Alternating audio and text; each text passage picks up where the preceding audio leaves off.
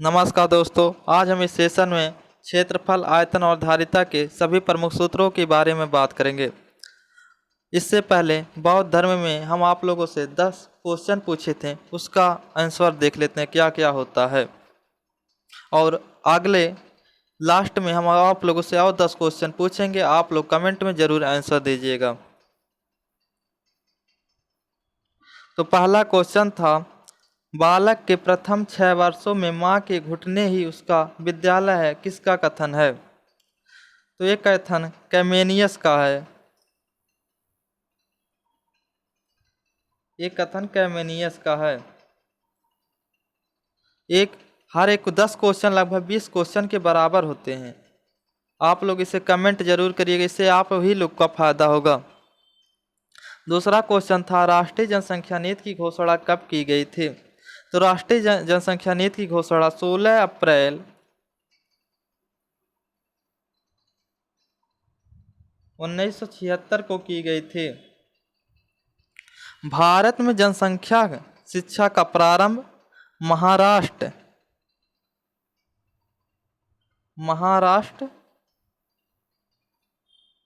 यानी कि मुंबई में शुरू हुआ था। जो जनसंख्या नीति 16 अप्रैल 1976 को लागू किया गया था। भारत में जनसंख्या शिक्षा का प्रारंभ महाराष्ट्र में हुआ था। अगला क्वेश्चन है, सबसे छोटी प्राकृतिक संख्या है?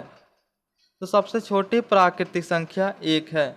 प्राकृतिक संख्या, पूर्ण संख्या, ये सब हम आप लोगों को पढ़ा चुके हैं, आप प्लेलिस्ट से जाकर देख सकते हैं। अगला क्वेश्चन है चौथा, व्यंजक x³ और x² - 1 का मैसे है। तो इससे पहले इसका इस तरह के सवाल लगाने के लिए एक सूत्र आप लोगों को याद होना चाहिए, a पे q प्लस b पे q बराबर एक कोष्टक में a धन b, दूसरे कोष्टक में a² plus b² minus ab। सूत्र देखिए, a पे q प्लस b पे q बराबर एक कोष्टक में a धन b, दूसरे कोष्टक में a² plus b² minus ab। Most important है, आप लोग याद कर लीजिएगा। दूसरा सूत्र देख लीजिए, a पे q माइनस b पे q बराबर एक कोष्टक में a माइनस b, दूसरे कोष्टक में a² plus b² plus ab।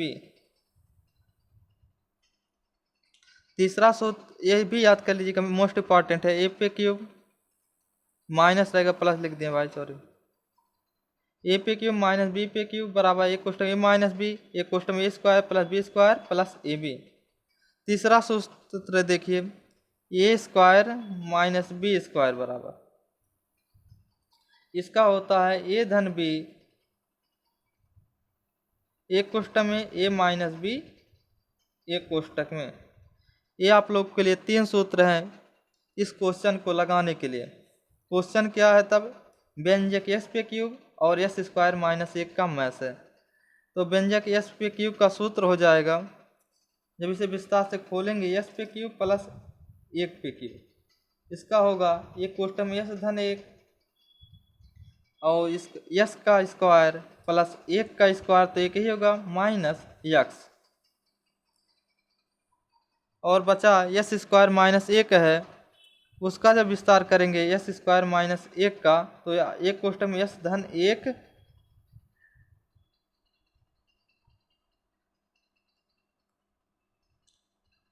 जब s² - 1 का विस्तार करेंगे, एक कोष्टक में s धन 1 x - 1 होगा। तो इसमें पहले का s पे क्यूब माइनस 1 का आया, s³ प्लस 1 का आया था, s धन 1 एक कोष्टक में s² प्लस 1 माइनस x, ये इसके बराबर हुआ s³ प्लस 1 के, और s² - 1 का x धन 1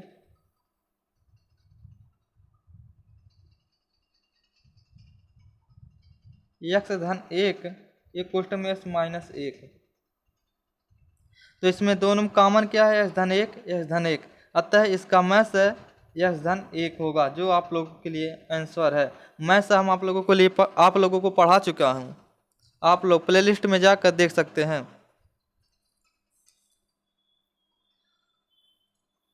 अगला क्वेश्चन है, मेरिया मॉन्टेसरी भारत कब आई थी?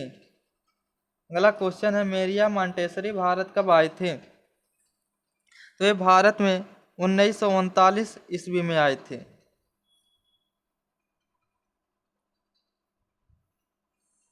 अगला क्वेश्चन है 6वां आप लोग का, राधा कृष्णन आयोग की संस्तुति संबंधित थी, किस सन में संस्तुति इनकी संबंधित थी? तो राधा कृष्ण आयोग की संस्तुति संबंधित थी। इनकी संस्तुति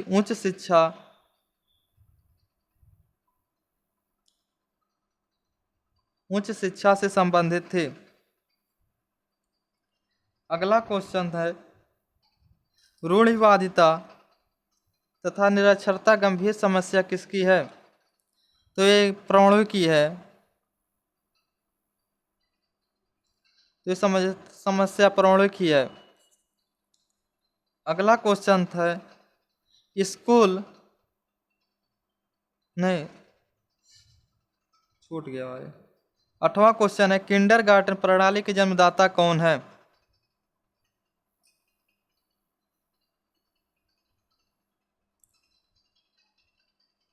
किंडरगार्टन प्रणाली के जन्मदाता कौन है? इसके जन्मदाता फ्राबेल हैं।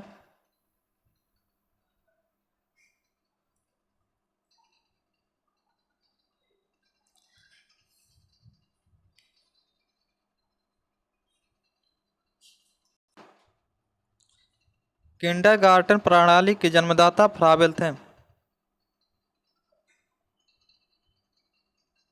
फ्राबेल ने 1805 में शिक्षण कार्य का आरंभ किया। 1839 में उसने एक विद्यालय खोला,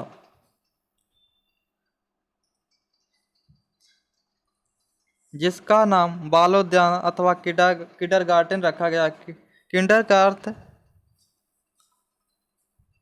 बालक और गार्डन का अर्थ उद्यान है।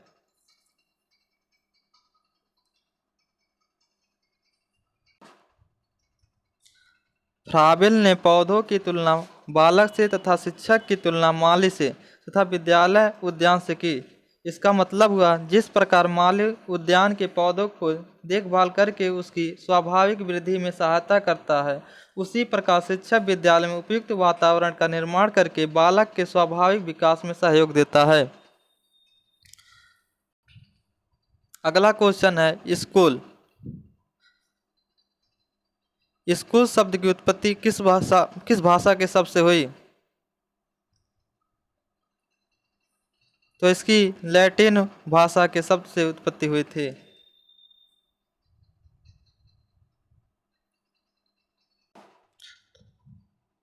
तो बाल केंद्रीय शिक्षा के प्रवर्तक गिज्जू भाई थे। गिज्जू भाई।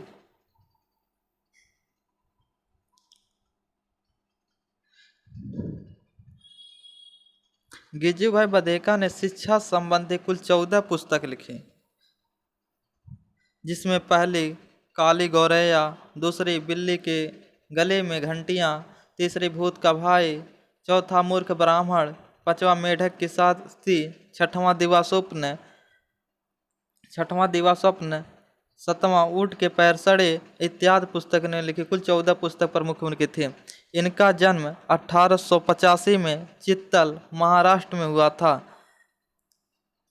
इनको बाल शिक्षण के संस्थापक भी माना जाता था। इन्होंने 3 प्रकार की शिक्षण विधियां पर बल दी। पहला था कहानी एवं नाटक की शिक्षण विधि, कहानी एवं नाटकों द्वारा सीखना। दूसरा था क्रिया द्वारा सीखना। तीसरा था खेल विधि द्वारा सीखना। ये बाल केंद्रीय शिक्षक को केंद्र मानते थे। और फ्राबेल ने 2 पुस्तक भी लिखी थी। फ्राबेल किंडरगार्टन के जो जनक थे, उन्होंने 2 पुस्तक लिखी थी। पहला था एडुकेशन ऑफ मैन,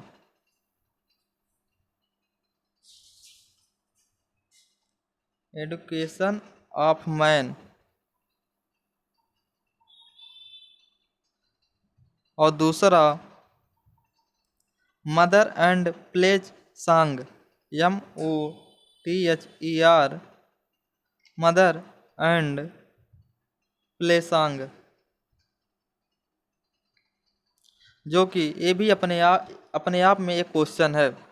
तो आज के 10 क्वेश्चन समाप्त होते हैं।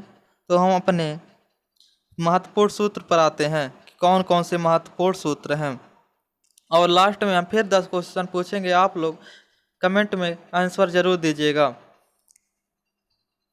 तो पहला है वर्ग। वर्ग कुछ इस शेप का होता है। वर्ग की चारों भुजाएं आपस में बराबर होती हैं। अगर पहली भुजा ये है तो ये भी ए होगा। वर्ग के अधिकतम 2 विकर्ण खींचे जा सकते हैं। जैसे ये 2 ही विकर्ण, दोनों आपस में बराबर होंगे। वर्ग यहाँ पर ये देखिए, ये चारों भुजाएं हैं विकर्ण। पहला AC, दूसरा BD। वर्ग का क्षेत्रफल होता है भुजा स्क्वायर, या जिसे भुजा A स्क्वायर भी कह सकते हैं। दूसरा सूत्र है वर्ग का विकर्ण बराबर भुजा √2 होता है। वर्ग का परिमाप 4 गुणे भुजा होता है। वर्ग का क्षेत्रफल का दूसरा सूत्र विकर्ण स्क्वायर बटे 2 भी कर सकते हैं। अब आते हैं आयत। आयत की परिभाषा सुन लीजिए। आयत के आमने सामने की भुजा आपस में बराबर होती हैं तथा प्रत्येक कोण 90 अंश के होते हैं। जो यहाँ है प्रत्येक कोण 90 अंश के होंगे। अगर ये भुजा A है तो ये भी A, ये B है तो ये भी B होंगे। आयत का क्षेत्रफल बराबर लंबाई गुणे चौड़ाई होता है। आयत का विकर्ण बराबर लंबाई स्क्वायर प्लस चौड़ाई स्क्वायर का √ होता है। आयत का परिमाप बराबर 2 कोष्ठ में लंबाई धन चौड़ाई होता है। कमरे के चारों दीवार का क्षेत्रफल बराबर 2 कोष्ठ में लंबाई धन चौड़ाई गुणे ऊंचाई होता है।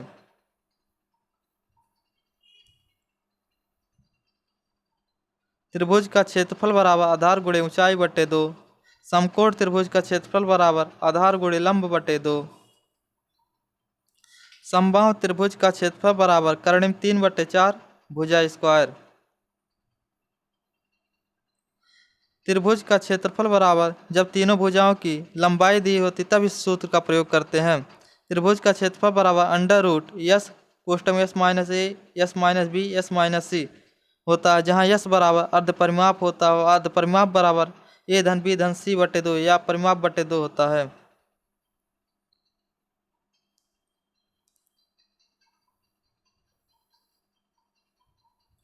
ये समद्विबाहु त्रिभुज का चित्र है। इसमें ये वाली भुजा आपस में बराबर हैं और इसके 2 कोण भी बराबर होते हैं। तो समद्विबाहु त्रिभुज का क्षेत्रफल होता है 1/4 गुणे आधार √4 गुणे एक भुजा स्क्वायर माइनस आधार स्क्वायर। एक भुजा का मतलब यहाँ से होगा, यहाँ जो B दिया है दोनों आपस में बराबर है। किसी एक भुजा की लंबाई ले लेते हैं।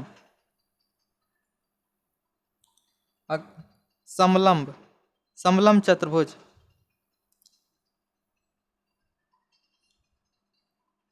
समलंब चतुर्भुज में 2 रेखाएं आपस में समांतर होती हैं, आमने सामने वाली। जिस चतुर्भुज के आमने सामने की केवल 2 भुजाएं समांतर उसे समलंब चतुर्भुज कहते हैं। समलंब चतुर्भुज का क्षेत्रफल बराबर 1/2 गुणे समांतर भुजाओं का योग गुणे उनकी बीच की दूरी होता है। दूसरा सूत्र समांतर चतुर्भुज का क्षेत्रफल बराबर समांतर चतुर्भुज का आधार गुणे आधार के समांतर रेखा की आधार से दूरी।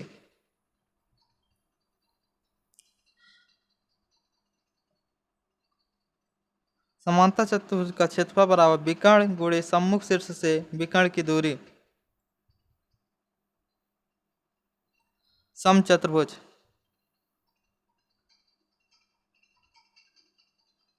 समचतुर्भुज जिस चतुर्भुज के चारों भुजाओं आपस में बराबर हों और दोनों विकर्ण एक दूसरे को समकोण पर समद्विभाजित करते हों उसे समचतुर्भुज कहते हैं।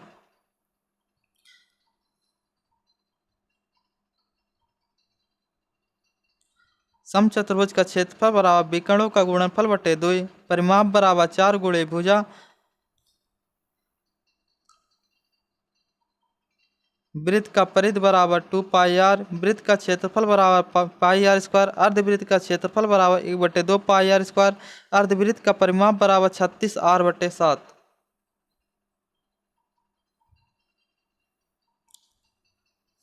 घनाभ 6 आयताकार फलकों से घिरी हुई आकृति को घनाभ कहते हैं। यहाँ L इसकी लंबाई, B इसकी चौड़ाई, H इसकी ऊंचाई है।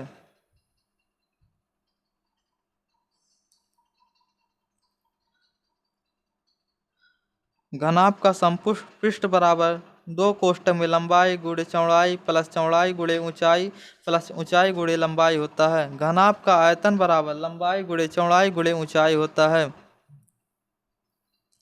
घनाभ या कमरे के चारों दीवारों का क्षेत्रफल बराबर 2 कोष्ठक में लंबाई धन चौड़ाई गुणे ऊंचाई होता है। घनाभ का विकर्ण बराबर √L² plus B² plus H² होता है।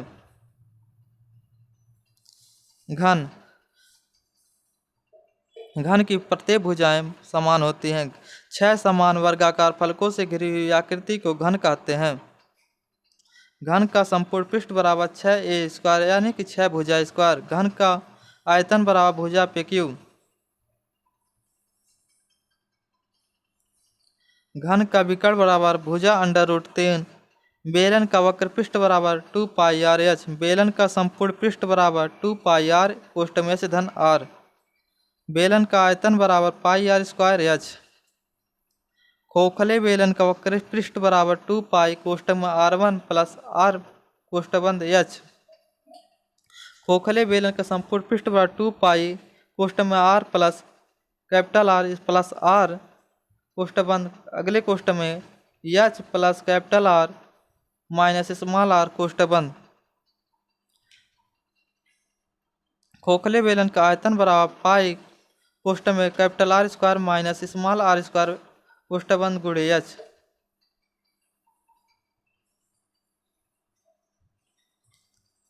गोला इसकी त्रिज्या r है। गोले का संपूर्ण पृष्ठ बराबर 4 पाई r²। गोले का आयतन बराबर 4/3 पाई r³ होता है।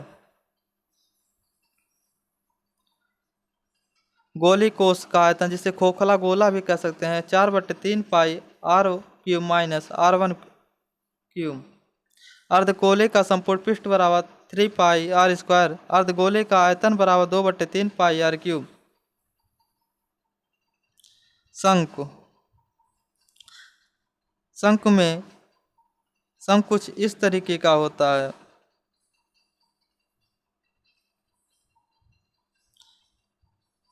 जो कि ये ऊंचाई होती है, ये तिर्यक ऊंचाई होती है और यहाँ से त्रिज्या होती है।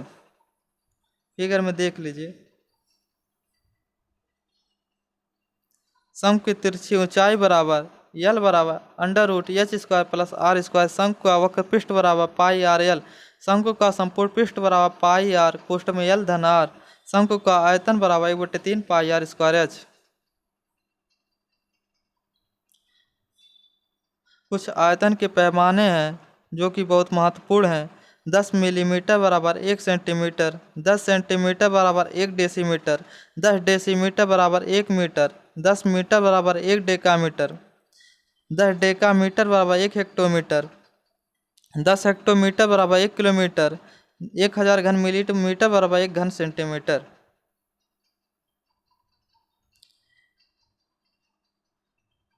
1000 घन सेंटीमीटर बराबर 1 घन डेसीमीटर, 1000 घन डेसीमीटर बराबर 1 घन मीटर, 1000 घन मीटर बराबर 1 घन डेकामीटर, 1000 घन डेकामीटर बराबर 1 घन हेक्टोमीटर, 1000 घन हेक्टामीटर बराबर 1 घन किलोमीटर, 1 लीटर बराबर 1000 घन सेंटीमीटर की, जो बहुत ही महत्वपूर्ण है। तो आज के फिर 10 क्वेश्चन देखते हैं कौन कौन से हैं। पहला क्वेश्चन है प्रो स्पाल समिति का गठन भारत सरकार द्वारा कब किया गया। दूसरा क्वेश्चन है मिड डे मील योजना कब प्रारंभ हुई। तीसरा क्वेश्चन है देश में संविधान लागू किया गया। चौथा क्वेश्चन है शिक्षा को समावर्ती सूची में स्थान कब दिया गया। पांचवा क्वेश्चन है कोठारी आयोग का गठन कब हुआ। छठवां क्वेश्चन है 16, 32 और 64 का लसाअ है। सातवां क्वेश्चन है यदि किसी समबाहु त्रिभुज का क्षेत्रफल 400√3 वर्ग सेंटीमीटर हो तो उस त्रिभुज का परिमाप होगा। आठवां क्वेश्चन है choose the correct articles he becomes space great man. नौवां क्वेश्चन है what is the full form of TLM, जिसका मतलब हुआ TLM का फुल फॉर्म क्या है। 10वां क्वेश्चन है how many articles are there in the grammar. तो आज के सेशन में बस इतना ही। जय हिंद दोस्तों।